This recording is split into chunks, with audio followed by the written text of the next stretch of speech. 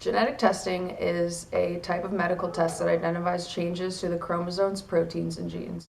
The results of a genetic test can help confirm or rule out a suspected genetic condition or help determine a person's chances of developing or passing on a genetic disorder.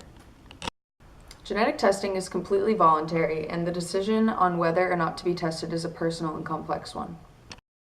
You can learn a lot of serious information from these tests. Information about your risk of developing a number of diseases, such as heart disease, diabetes, multiple sclerosis, as well as breast and prostate cancer. But this information is just a probability. However, in this project, we're going to be focusing on terminal illnesses. They're not curable or communicable, such as Huntington's disease or cancer, which can be tested for. Although cancer is a little bit different, because with cancer, you can catch it in the earlier stages and take preventative actions so it doesn't become an illness that will be terminal. But it is not something that can be necessarily cured, as it can come back in remission throughout the course of your life. So the results of these genetic testings, they're not a definite you have this disease, it's more so of a probability, as in the case of Angelina Jolie, who carried the BRCA1 gene, which sharply increases her risk of developing breast cancer or ovarian cancer later in her life. So she had an 87% risk of developing breast cancer and 50% risk of developing ovarian cancer.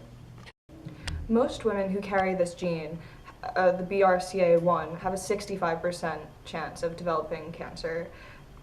However, with Angelina Jolie's chance a little bit higher, she decided to do a preventative action of a double mastectomy.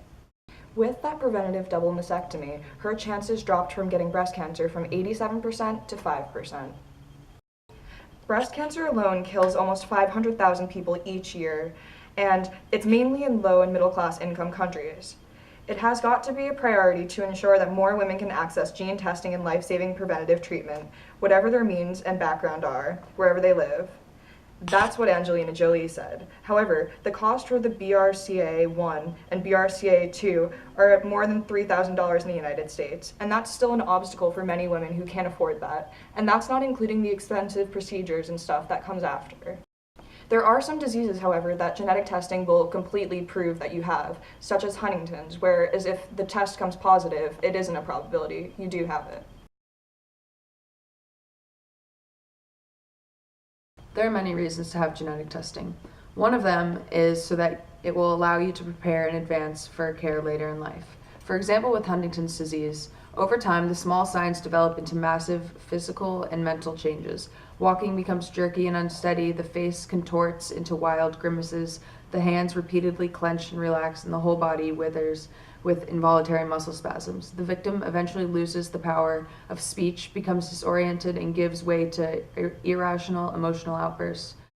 Before mental deterioration becomes too advanced, HD victims often kill themselves out of sheer hopelessness and despair. Death may occur naturally from 15 to 20 years after the beginning of symptoms. Usually it results from massive infection and malnutrition. As the disease progresses, the victim loses the ability to swallow normally. They will need assistance and the means to afford it or family support as the symptoms increase and daily life is impossible. Another reason to have genetic testing is to make proper arrangements for death.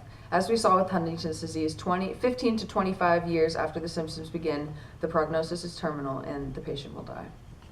Another reason to get tested is to let other family members and loved ones know in order to not pass on the disease. However, because the disease makes its appearance relatively late in life, an unsuspecting victim may have already passed on the gene to a child before showing any sign of the disease. In the absence of a genetic test to detect the gene, the individual could not know whether he or she was a carrier. The last two reasons to have genetic testing are to live a more aware life and to deal with the anxiety of not knowing.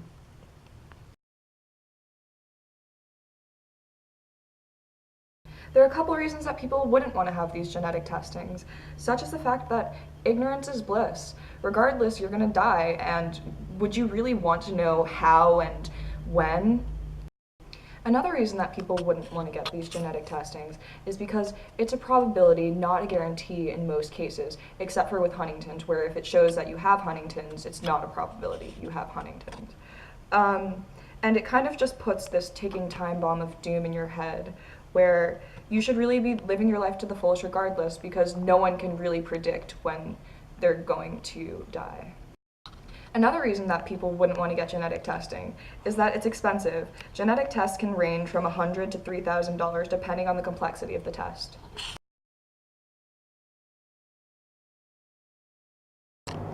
If you had a terminal illness that is not communicable and not curable, would you want to know?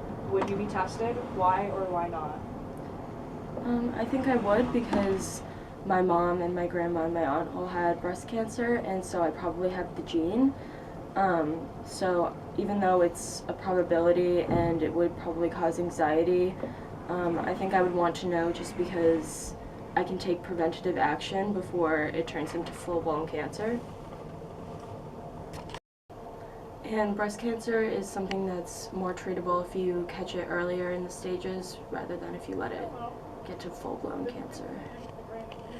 In the case of Sarah, she would have genetic testing. However, she might not have the means or resources that Angelina Jolie did to take these drastic measures.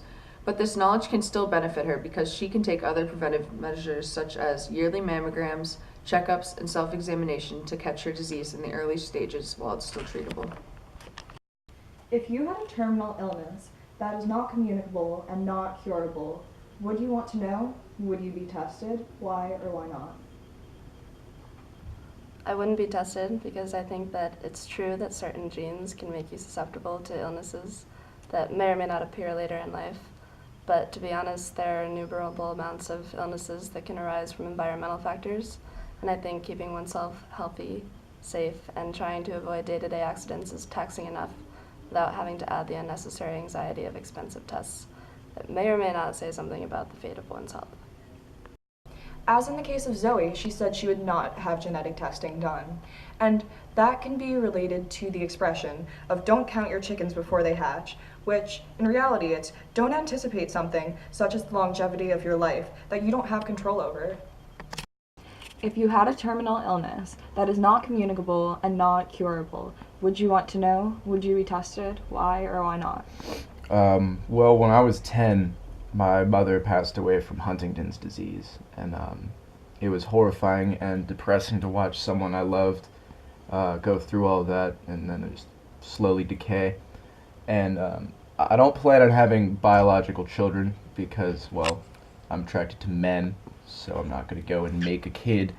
And so I don't need to worry about passing the gene on, but I would want all my loved ones and my siblings to know so it wouldn't be a traumatizing surprise. And also because my siblings could have the gene, so that would impact them. Hunt's situation relates closely with a woman mentioned in a New York Times article, Miss Moser, 23. When faced with the dilemma of genetic testing for a disease like Huntington's, if the test is positive like it was for Mrs. Moser, the patient will face the 5 stages of dying. A patient facing a death sentence like Huntington's disease might face the 5 stages of dying described in the New York Times article. The first step is denial and isolation. And Miss Moser faced it as this is not happening to me. When learning of having Huntington's, where she was in shock and initially made jokes. The second step is anger. How dare God do this to me? Then she was irritated because she had lived her life healthy and did not deserve to have the illness, such as someone who just smokes cigarettes would inevitably get lung cancer. The third step is bargaining. Something like, can I just live to see my son graduate? The fourth is depression. As Miss Moser described in the article, she couldn't bear to go through this any longer, putting her family through this, and she spent weeks severely depressed just coming to terms with the news. The fifth and final step is acceptance. I'm ready. I don't want to struggle anymore. And now Miss Moser is a leading figure in raising Huntington's disease awareness and tries to lead to the fullest life she can by traveling around the world and being involved. When planning on having genetic testing, one must prepare for the consequences of both a positive or negative result. If you had a terminal illness that is not communicable and not curable, would you want to know? Would you be tested? Why or why not? Well, the quick answer to that question is no. I wouldn't be tested. And the reason for that is, well, I just turned 60. My father, Harry Warren, just turned 84, and he has Alzheimer's disease. And it's in the early stages of the disease. And so we don't know what his progress is going to be or how the disease is going to take effect or what's going to happen. But having lived with that now for some period of time, there's a possibility that I might have the same condition in some time. So while I'm aware of it and what our family is dealing with him, I don't feel any need to find out now that this is going to be something that's going to be happening later. Frankly, I don't want to know. I wouldn't want to know, because then you just worry about it more and there's nothing you can do about it, frankly. So I think I would rather just go through life, not be aware of the hazards that may await. I mean, something's going to kill you one way or the other. I mean, there's no two ways about it. And, when the time comes, you deal with the situation. I can see possibly a situation whereby if you're of a certain ethnic background and there's a great tendency to have a breast cancer gene or something like that some Eastern European people do have, that maybe at a young age it might make sense to get tested to see if you could take some steps like a mastectomy or other treatment to try to avoid something like that. But as far as other diseases, Alzheimer's, cancer, that sort of stuff, my feeling is just live as healthy a life as you can and hope for the best. And how do you think that knowing, let's say you did get genetic testing, how do you think that knowing would impact your life? I can't see that it would do anything except in the example like I mentioned before about the women that are at a greater risk to get breast cancer or something like that. I don't really know. All it would do would be to make me worry. All it would do would be to somehow impact my quality of life, because here's a great concern that you're going to have in your mind all the time. I guess I'd rather be in blissful ignorance rather than, in general, rather than worried about some sort of possible scenario for the future. Since Miss Moser is only 23, it took her months to convince the clinic that she wanted to be tested at such a young age for Huntington's disease. The staff at the clinic urged Miss Moser to consider the downside of genetic testing. Some people battle depression after they test positive, and this information, she was cautioned, could make it harder for her to get a job or health insurance. Just like Doug said before, he believes that the knowledge of having a genetic illness would impact his quality of life. Miss Moser, when finding out she had Huntington's, after she coped with it, it became part of her daily life.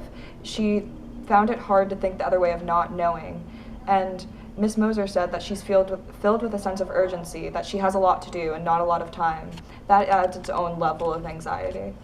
If you had a terminal illness that was not communicable and not curable, would you be tested?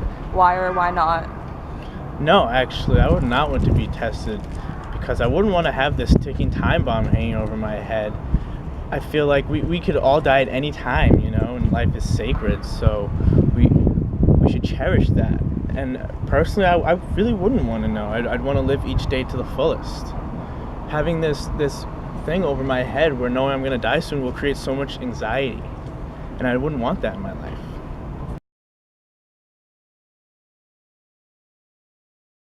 In our society, we have a very high-tech and over-medicalized approach to the natural processes of life and death, which is exemplified in the article Impertinence to Organ Failure.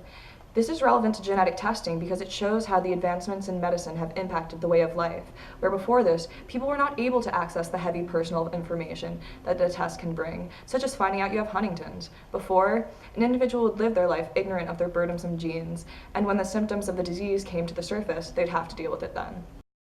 Also, in the ethics of organ procurement, they stated that our society needs to focus on medical solutions to treatable medical problems and providing comfort care to those who are dying. Medicine should assist us and not consume us, the author said. This is very applicable to genetic testing because having the knowledge of a terminal illness that is not communicable and not curable will not necessarily assist someone, but perhaps the anxiety will consume them if tested positive for something they cannot control. With the issue of genetic testing, one thing seems to be clear. There is anxiety on both sides, which shows how society influences people's views on natural processes. Is it influenced by an over-medicalized and technologically advanced culture?